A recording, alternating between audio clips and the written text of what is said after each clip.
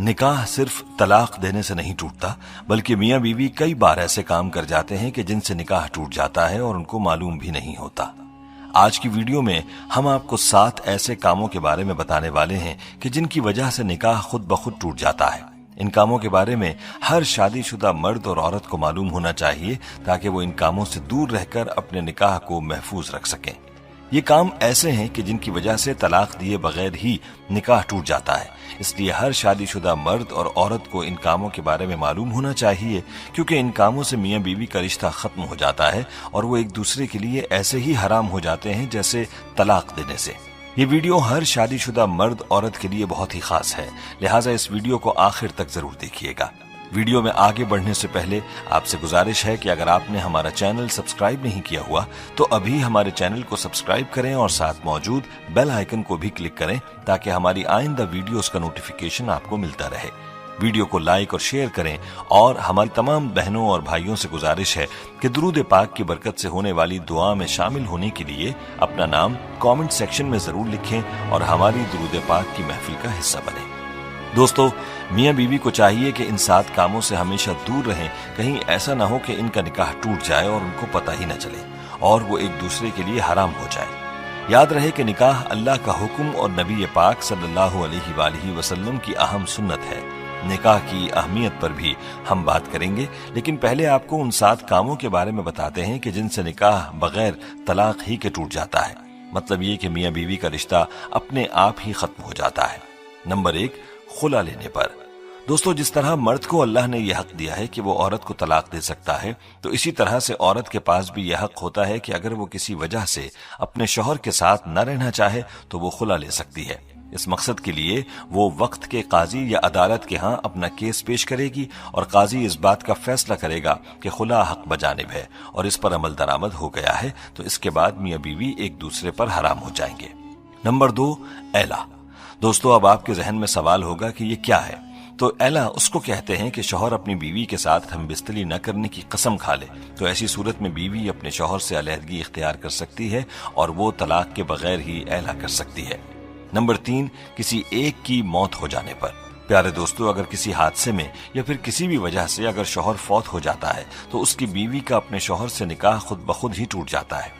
इसी तरह से अगर बीवी फौत हो जाए तो उसके शौहर का अपनी बीवी से निकाह टूट जाता है। तो मालूम हुआ कि किसी एक फरीक के फौत हो जाने से मियां बीवी का निकाह खुद ब खुद ही टूट जाता है। नंबर 4, इस्लाम छोड़ने पर।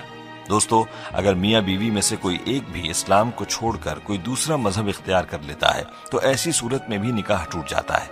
चाहे मियां इस्लाम को छोड़े या बीवी इस्लाम से खारिज हो जाए तो निकाह बाकी न रहेगा और बगैर तलाक ही मियां बीवी का निकाह खत्म हो जाएगा। अगर इस्लाम छोड़ देने के बाद भी मियां बीवी एक साथ रहते हैं तो इनका आपस का ये ताल्लुक जायज नहीं रहता, बल्कि ये ताल्लुक हराम हो जाता है। नंबर 5, किसी एक के लापता होने पर। दोस्तों, अगर मियां या बीवी में से कोई एक लापता हो जाता है या घर छोड़ चला जाता है और उसकी कोई खबर नहीं, तलाश करने के बाद भी उसका पता नहीं चलता और काफी अरसा गुजर जाता है, तो ऐसी सूरत में भी निकाह टूट जाता है। अब सवाल यह है कि ये कितना अरसा है। तो एक रिवायत में 3 साल का जिक्र मिलता है, यानी मियां या बीवी के लापता होने के बाद 3 साल का अरसा गुजर गया और कुछ पता न चला तो निकाह खुद ब खुद ही टूट जाएगा। ऐसी सूरत में मियां बीवी चाहें तो किसी दूसरे के साथ निकाह कर सकते हैं। दोस्तों, नंबर 6, रिश्तों के हवाले से है। यानी अगर किसी मर्द का अपनी रजाई बहन से अनजाने में निकाह हो चुका था, यानी उनको मालूम न था कि वो रजाई बहन भाई हैं और निकाह हो गया, तो इस रिश्ते के मालूम हो जाने पर यह निकाह खत्म हो जाएगा। क्योंकि जिस तरह हकीकी बहन भाई का निकाह नहीं हो सकता, इसी तरह रजाई बहन भाई भी निकाह नहीं कर सकते और अनजाने में निकाह होने की सूरत में यह निकाह उसी वक्त टूट जाएगा जिस वक्त रिश्ते के बारे में इल्म हो जाएगा। दोस्तों, नंबर 7 भी रिश्तों के हवाले से है। ये बात इंतहाई गौर तलब है जो वालिदैन और औलाद के रिश्तों के हवाले से है। दोस्तों, अगर बेटा या बेटी 9 साल की उम्र को पहुंच जाएं तो माँ बाप को चाहिए कि वो इनको अपने पास ना सुलाएं, यानी बाप बेटी को अपने पास ना सुलाए जब वो 9 साल की हो जाए और माँ अपने बेटे को अपने पास ना सुलाए जब वो 9 साल का हो जाए, बल्कि उनके साथ प्यार करने में भी एहतियात करें और उनके जिस्म को अपने जिस्म से दूर रखें। क्योंकि अगर बाप और बेटी के करीब होने से बाप की शहवत या बेटी की शहवत जाग गई तो मियां बीवी का रिश्ता टूट जाएगा। और यही सूरत माँ और बेटे की है कि अगर माँ और बेटा एक दूसरे के करीब हुए और उनकी शहवत जाग गई तो भी निकाह टूट जाएगा। اس لیے چاہیے کہ اس حوالے سے بہت احتیاط کی جائے۔ باپ کو چاہیے کہ وہ بیٹی کو پیار کرنا چاہے تو اس کے سر پر ہاتھ پھیرے اور بوسہ بھی سر پر دے، جسم کو دور رکھے، اور اسی طرح ماں بیٹے کو پیار کرتے وقت بھی احتیاط کرے، اپنے بدن کو دور رکھ کر بیٹے کو پیار کرے۔ دوستو، یہ وہ 7 کام تھے کہ جن کی وجہ سے بغیر طلاق ہی نکاح ٹوٹ جاتا ہے۔ اس لیے میاں بیوی کو چاہیے کہ ان کاموں سے دور رہیں، ورنہ ان کا نکاح ٹوٹ جائے گا اور وہ ایک دوسرے کے لیے حرام ہو جائیں گے۔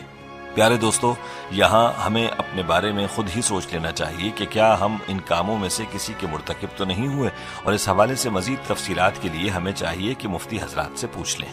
دوستو، نکاح کی اسلام میں بڑی اہمیت ہے۔ یاد رہے کہ ہمارے پیارے آقا حضور اقدس صلی اللہ علیہ وآلہ وسلم نے نکاح کو اپنی سنت قرار دیا ہے۔ ارشاد نبوی ہے، النکاح من سنتی، نکاح کرنا میری سنت ہے۔ حضور اقدس صلی اللہ علیہ وآلہ وسلم نے نکاح کو آدھا ایمان بھی قرار دیا ہے۔ جو کوئی نکاح کرتا ہے تو وہ آدھا ایمان مکمل کر لیتا ہے اور باقی آدھے دین میں اللہ سے ڈرتا رہے۔ مذکورہ احادیث سے نکاح کی اہمیت کے بارے میں واضح ہوتا ہے کہ نکاح انسانی فطرت کا تقاضا بھی ہے، اور ساتھ میں ہمارے آقا صلی اللہ علیہ وآلہ وسلم کی مبارک سنت بھی ہے۔ نکاح کے لیے 2 فریقین یعنی لڑکا اور لڑکی کا ہونا لازم ہے۔ پیارے دوستو، اسلام نے نکاح سے جو فکر اعتدال اور نظریہ توازن پیش کیا ہے وہ نہایت جامع اور بے نظیر ہے۔ اسلام کی نظر میں نکاح محض انسانی خواہشات کی تکمیل اور فطری جذبات کی تسکین کا نام نہیں ہے۔ انسان کی جس طرح بہت ساری فطری ضروریات ہیں، بس اسی طرح نکاح بھی انسان کی ایک اہم فطری ضرورت ہے۔ اس لیے اسلام میں انسان